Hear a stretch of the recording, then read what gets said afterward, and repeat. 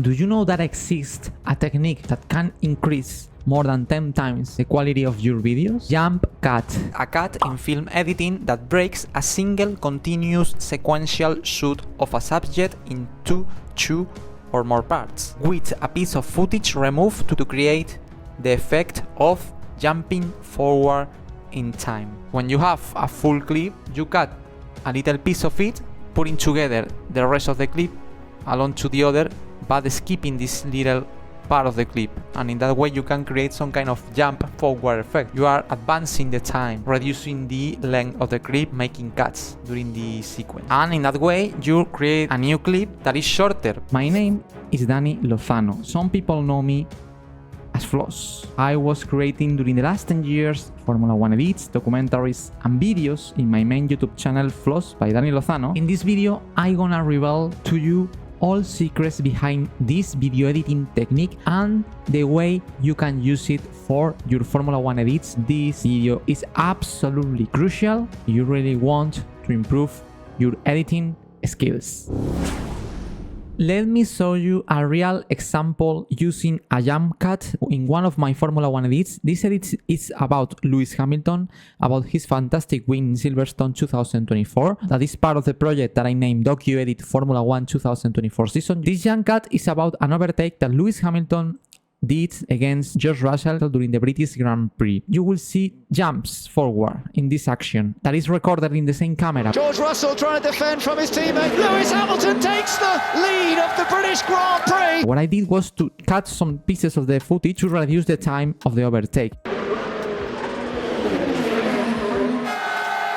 There are multiple jump cuts. As you can see here, Lewis Hamilton is not alongside George Russell, but as you can see in the next frame, is alongside. Here is the jump cut, because I made a cut and I put it together, you know. There is a second jump cut. You can see Lewis Hamilton now is wheel to wheel with George Russell, and you will see a jump again. Now it's ahead. There is a third jump cut. The action continues. Now Lewis Hamilton is visibly ahead of George Russell, and as you can see, it's in the middle of the corner, but here is in the entry of the corner, just in one frame, a jump forward. So there are 3 jump cuts in one sequence. The video track of the top is the sequence where I made the jump cuts. If I would then do it, the extension of the full clip will be something like that.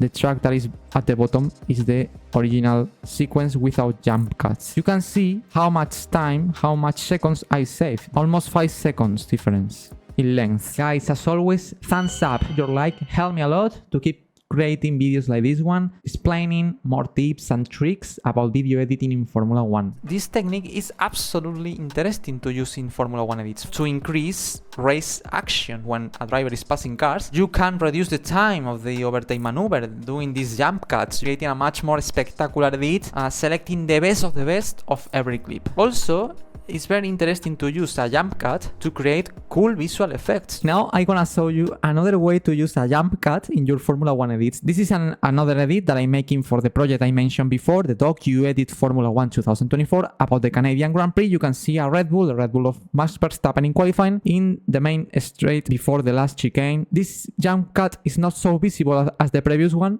but I'm sure you will be able to notice.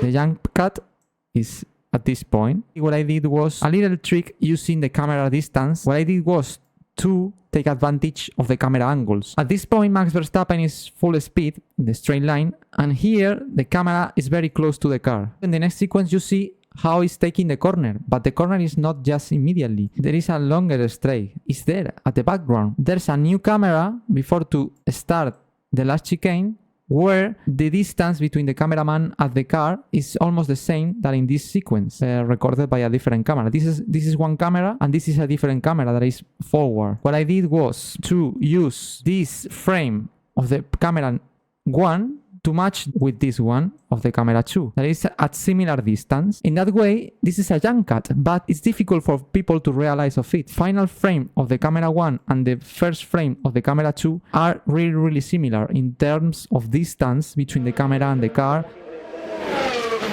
And most importantly, don't forget to subscribe, because I'm preparing a lot of interesting videos revealing more techniques and secrets behind my Formula 1 edits. Finally, you can create better transitions using jump cuts between different clips. And this is something that I really want to show you because I did it.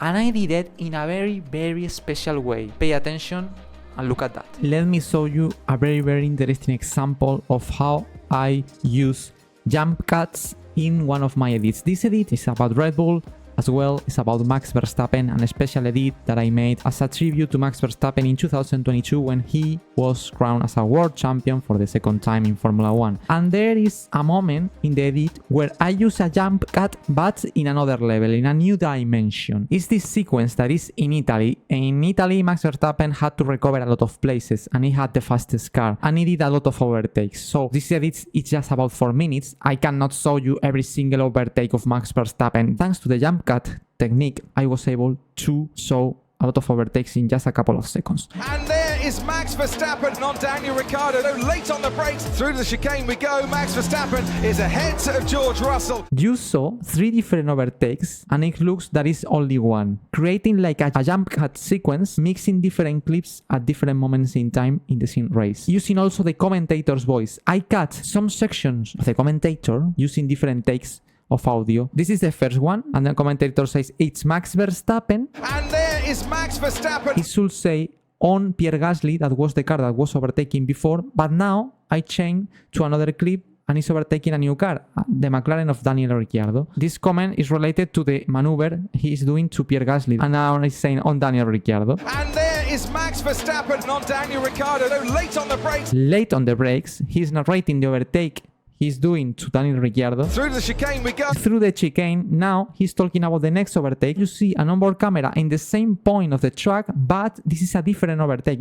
Now it's not overtaking the orange car of Daniel Ricciardo. It's overtaking a Mercedes, the Mercedes of George Russell. Through the chicane we go. Max Verstappen is ahead of George Russell. This is not, let's say, a classic jump cut. It's a combined technique, mixing different clips that shows different actions on different racing cars, but in the same circuit and following a temporal line as well. It's about imagination, guys. You have to use all your creativity, as you saw in these examples, to use this jump cut technique. It's about to make shorter the race action to create more impact in the edits. There is a technique that the name is the same as this one, jump cut or J-cut, but not in image, in video. It's for audio. Check this video where I explain all secrets behind the J-cut technique for Formula 1 edits. I hope this video will help you a lot, and see you soon in the next one that will be absolutely spectacular. Bye bye.